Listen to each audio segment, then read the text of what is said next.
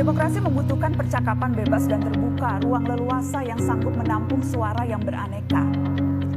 Kemendikbud perkuat kurikulum demokrasi untuk cetak pelajar kritis dan aktif. Kurikulum Merdeka tekankan pendidikan demokrasi lewat P5, simulasi pemilu, dan forum diskusi siswa. Kementerian Pendidikan, Kebudayaan, Riset, dan Teknologi atau Kemendikbudristek memperkuat pendidikan demokrasi lewat kurikulum Merdeka yang berfokus pada proyek penguatan profil pelajar Pancasila atau yang biasa dikenal dengan sebutan P5. Nah, di sini siswa diajak aktif berdiskusi, ikut simulasi pemilu, dan proyek sosial agar mereka bisa berpikir kritis, menghargai pendapat satu sama lain, dan berperan dalam masyarakat. Guru yang menjadi fasilitator untuk mendukung belajar aktif siswa dan bebas berpendapat. Program ini juga melatih siswa untuk berpartisipasi lewat kegiatan nyata seperti debat dan forum warga sekolah. Pelatihan guru dilakukan agar pembelajaran demokrasi berjalan efektif dan bebas tekanan ideologi. Langkah ini diambil untuk mengatasi polarisasi dan intoleransi di kalangan pelajar, sehingga membentuk generasi muda yang berpikir kritis, toleran, aktif, dan membangun bangsa. Kemendikbudristek memperkuat pendidikan nilai demokrasi melalui kurikulum Merdeka dengan implementasi profil pelajar Pancasila. Kurikulum ini menekankan student-centered learning, yaitu pembelajaran berpusat pada siswa.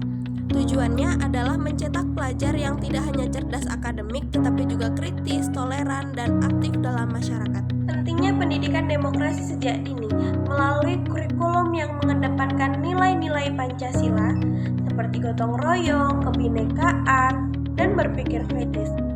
Sekolah harus menjadi ruang yang terbuka dan aman bagi siswa untuk menyampaikan pendapat dan menghargai perbedaan, sehingga terwujudlah generasi muda yang aktif dan bertanggung jawab dalam kehidupan berbangsa dan bernegara.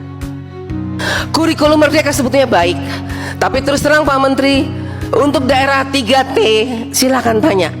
Bagi mereka yang sangat-sangat di pedalaman, mereka hanya tahu menonton, tapi mereka tidak bisa merasakan. Karena apa? Masih sangat kurang sarana prasarananya. Tidak ada internet, tidak ada laptop. Mereka tidak mengerti apa itu Merdeka Belajar. Daerah 3T adalah singkatan dari daerah tertinggal, terdepan, dan terluar di Indonesia.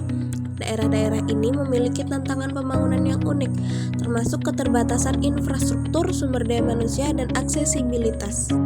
Kurikulum Merdeka memiliki dampak negatif dan juga dampak positif, baik itu bagi siswa dan bagi guru.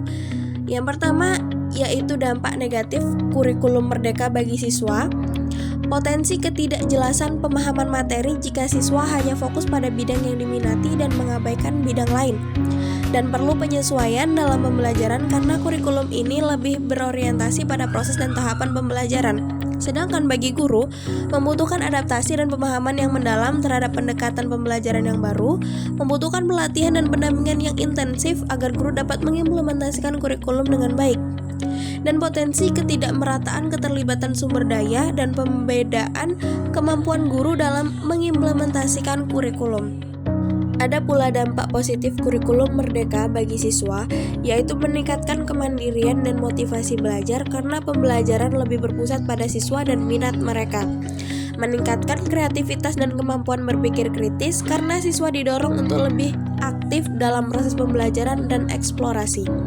Sedangkan bagi guru, memberikan fleksibilitas dalam memilih metode dan materi pembelajaran sesuai dengan kebutuhan siswa, serta mendorong guru untuk lebih kreatif dalam merancang pembelajaran yang menarik dan kontekstual. Membantu guru dalam mendampingi siswa, mengembangkan bakat dan minat mereka.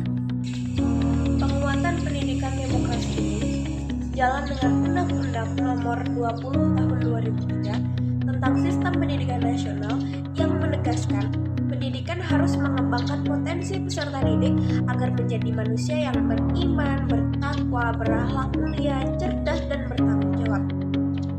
Nah, ini juga sesuai dengan Undang-Undang Nomor 20 Tahun 2012 tentang Pendidikan Tinggi yang menekankan pembentukan karakter dan sikap kritis dalam pendidikan.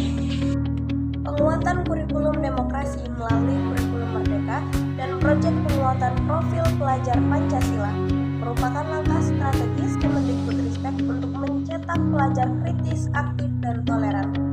Dengan menekankan pembelajaran partisipatif dan proyek nyata seperti simulasi pemilu, program ini